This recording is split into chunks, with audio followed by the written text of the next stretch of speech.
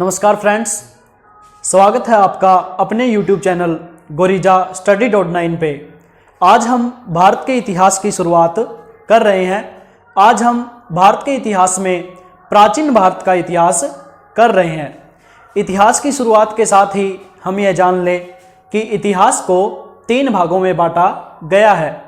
Ancient India प्राचीन भारत का इतिहास, मिडेवल इंडिया मध्य भारत का इतिहास और मॉडर्न इंडिया आधुनिक भारत का इतिहास। तो इसी के क्रम में हम आज प्राचीन भारत के इतिहास की शुरुआत कर रहे हैं। इसके क्रम से वीडियो आपको मिलते रहेंगे। पहले हम इतिहास का इंट्रोडक्शन तथा पाषाण काल को करेंगे। इसके बाद हड़प्पा सभ्यता, वैदिक सभ्यता, इस महाजनपदों का उदय, इस प्रकार क्रम से आपको वीडियो प्रोवाइड होते रहेंगे। तो आइए हम शुरुआत करते हैं प्राचीन भारत के इतिहास की। शुरुआत के साथ ही हम ये जान लें कि इतिहास का पिता हेरोडोटस को कहा जाता है। हेरोडोटस को इतिहास का पिता माना जाता है। इन्होंने एक पुस्तक लिखी थी जिसका नाम था हिस्ट्रीज, जिसमें इन्होंने ग्रीक व फारस के युद्धों का एक लंबा लेखा जोखा प्रस्तुत किया था और इतिहासकारों ने इसे इनका मैग्नम ओपस यानी महान कृति की संज्ञा दी थी। अब आगे करते हैं। प्राचीन भारत के इतिहास की शुरुआत के साथ ही हम बता दें कि लिखित और पुरातात्विक स्रोतों के आधार पर इतिहास को 3 भागों में बांटा गया है। नंबर 1 प्रागैतिहासिक काल, सेकंड अर्ध ऐतिहासिक काल और ऐतिहासिक काल। सबसे पहले करते हैं प्रागैतिहासिक काल। वह कालखंड इतिहास का वह समय जिस समय के मानव ने अपने समय घटित घटनाओं का कोई लिखित विवरण नहीं दिया। मान लो कोई समय था, उस समय के मानव को लिखना पढ़ना नहीं आता था।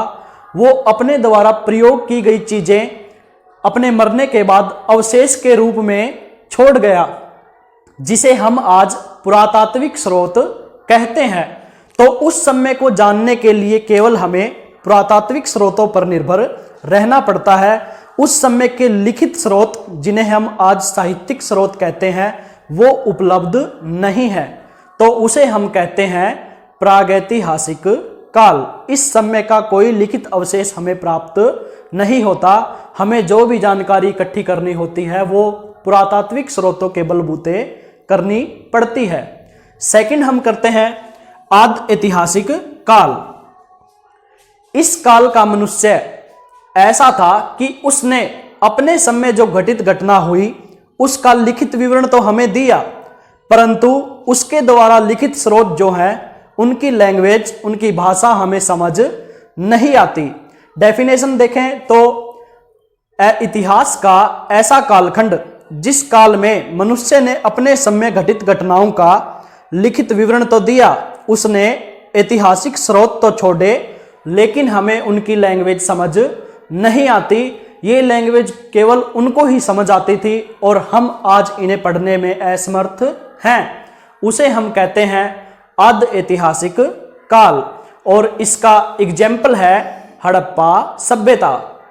हड़प्पा सभ्यता की लिपि हमें आज तक समझ नहीं आई। और जो प्रागैतिहासिक काल है, इसका एग्जाम्पल है पाषाण काल। पाषाण काल में हमें कोई भी लिखित साक्ष्य उपलब्ध नहीं होता। लास्ट करते हैं आद ऐतिहासिक काल। ऐतिहासिक काल इतिहास का वह काल है जिस काल में मनुष्य ने अपने समय घटित घटनाओं का लिखित विवरण दिया। उसने ऐतिहासिक स्रोत भी छोड़े और पुरातात्विक स्रोत भी छोड़े। उनके द्वारा छोड़े गए ऐतिहासिक स्रोतों को हम आज पढ़ने में बिल्कुल समर्थ हैं। उनकी लैंग्वेज हमें समझ आती है। इसे हम ऐतिहासिक काल कहते हैं। एक बार फिर समझिए कि वह काल जिस काल का मनुष्य लिखना पढ़ना जानता था, उसने अपने समय जो घटना घटित हुई उसको लिखा और वो आज हमें समझ आती है। उसकी लैंग्वेज हम पढ़ सकते हैं। उसे हम कहते हैं ऐतिहासिक काल। इसका एग्जाम्पल है वैदिक सभ्यता।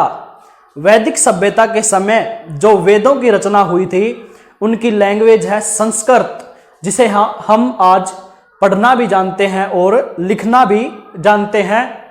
इतिहास का वह समय जिस समय के लिखित ग्रंथ आज हमें समझ आते हैं तथा सही रूप में प्राप्त होते हैं उसे हम कहते हैं ऐतिहासिक काल।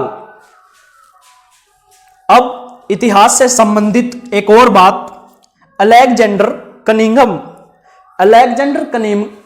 कनिंघम को भारतीय इतिहास का जनक माना जाता है। इन्होंने लॉर्ड कैनिंग के समय 1861 में भारतीय पुरातात्विक विभाग की स्थापना की थी। इसीलिए अलेक्जेंडर कनिंघम को भारतीय इतिहास का जनक माना जाता है। ये दोनों पहलू अलग हो गए। भारतीय इतिहास का पिता माना जाता है हेरोडोटस को और भारतीय इतिहास का जनक माना जाता है अलेक्जेंडर कनिंघम को। अब हम करते हैं पाषाण काल, स्टोन एज। पाषाण काल मीन्स, पाषाण का अर्थ होता है पत्थर और काल समय, ऐसा समय जो केवल पत्थरों पर आधारित था, इसे हम कहते हैं स्टोन एज या पाषाण काल। इस समय का मानव केवल पत्थरों पर निर्भर रहता था। वो जिस घर में रहता था वो पत्थरों का बना हुआ था, पत्थरों की गुफाओं में रहता था। जानवरों को जिससे मारकर खाता वो औजार इसके पत्थर के थे। मान लो जितने भी इसकी जिंदगी के क्रियाकलाप थे वो केवल और केवल पत्थरों पर आधारित थे। पाषाण काल को 3 भागों में बांटा गया है। नंबर 1 पुरा पाषाण काल, सेकंड मध्य पाषाण काल और नव पाषाण काल। जो पुरा पाषाण काल है इसका समय काल इतना लंबा है कि इसने इतिहास का 99% हिस्सा घेरा हुआ है। ये जो काल है मध्य पाषाण काल और नव पाषाण काल, इनका जो समय काल है वो बिल्कुल छोटा सा है। बट जो पुरा पाषाण काल है इसने लाखों में समय घेरा हुआ है। अब हम इनकी समय को देख लेते हैं। पाषाण काल के तीनों पार्ट्स के समय काल को देखते हैं। कालखंड पुरा पाषाण काल है, ये 5 लाख से 10,000 ईस्वी पूर्व तक रहा था। मध्य पाषाण काल 10,000 से 7,000 ईस्वी पूर्व तक रहा था और नव पाषाण काल 7,000 से 4,000 ईस्वी पूर्व तक रहा था। जो पुरा पाषाण का समय काल है वो लाखों में है और इनका है हजारों में। तो पुरा पाषाण काल ने इतिहास का 99% हिस्सा घेरा हुआ है। यह समय काल बहुत बड़ा है। तो ये हमने इसलिए साथ में रखे हैं क्योंकि पाषाण काल के तीनों पार्ट्स आपको समझ में आए। ये हमने इसलिए साथ में रखे हैं, पुरा पाषाण काल, मध्य पाषाण काल और नव पाषाण काल, ताकि पाषाण काल के 3 पार्ट्स आपको समझ में आए। क्योंकि पूरा पाषाण काल के भी खुद के 3 पार्ट्स हैं, इसलिए हम इन दोनों को अगले वीडियो में करेंगे। आज केवल हम पूरा पाषाण काल की जानकारी लेते हैं। पूरा पाषाण काल के स्वयं के 3 पार्ट्स हैं।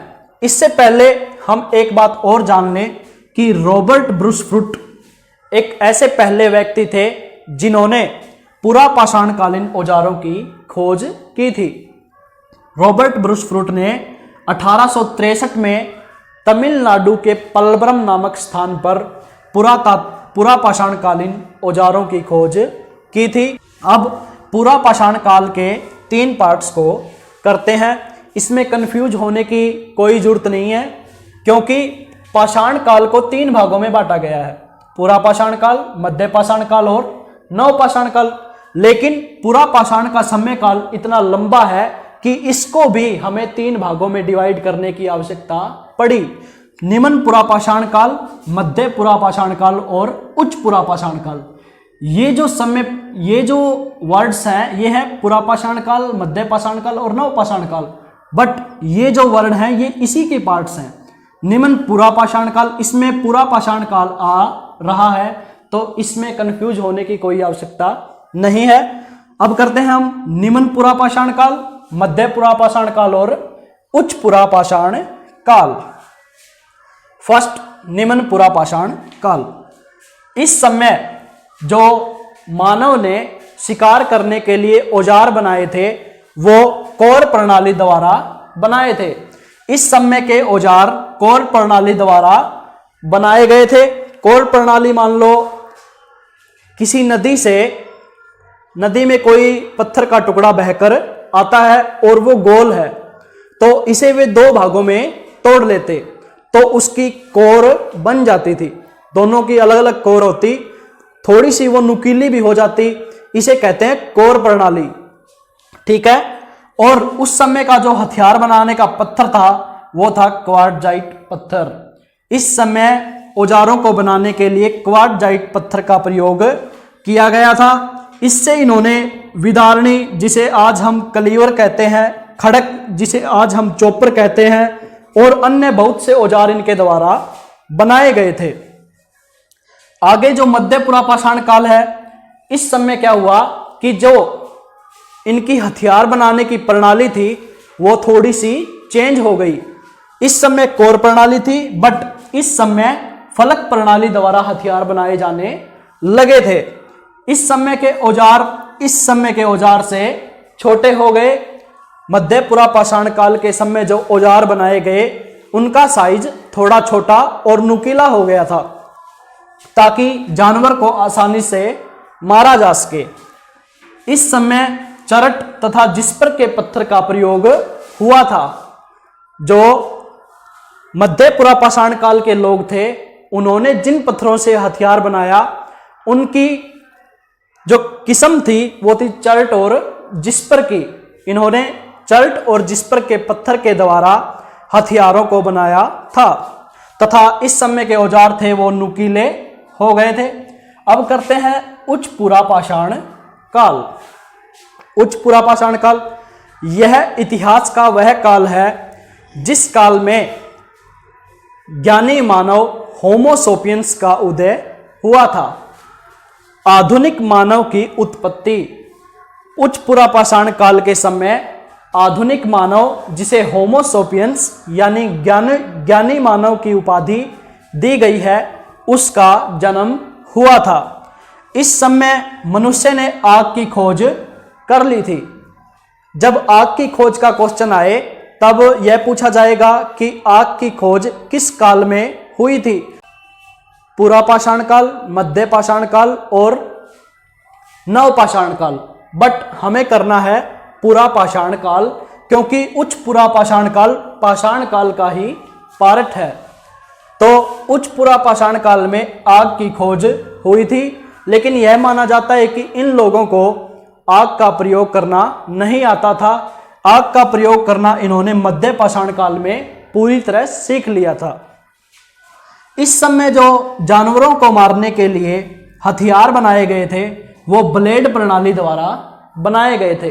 पहले इन्होंने शुरुआत में कोर प्रणाली द्वारा बनाए, मध्य पुरापाषाण काल के समय फलक प्रणाली द्वारा बनाए तथा उच्च पुरापाषाण काल के समय ब्लेड प्रणाली द्वारा हथियार बनाए थे।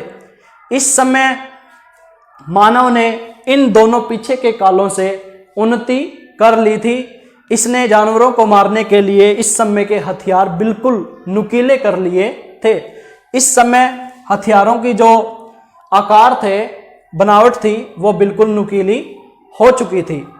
आगे के मध्य पाषाण काल और नव पाषाण काल को हम अगले लेक्चर में करेंगे। कृपया वीडियो को लाइक करें, शेयर करें तथा चैनल को सब्सक्राइब करें। अगर आपको लगता है कि वीडियो में कोई मिस्टेक है या आप अपना कोई सुझाव देना चाहते हैं तो कृपया कमेंट करें। आपको निरंतर सुधार के साथ एक अच्छी जानकारी के साथ फिर मिलेंगे GorijaStudy.9 पे। धन्यवाद। बस भाई डाले।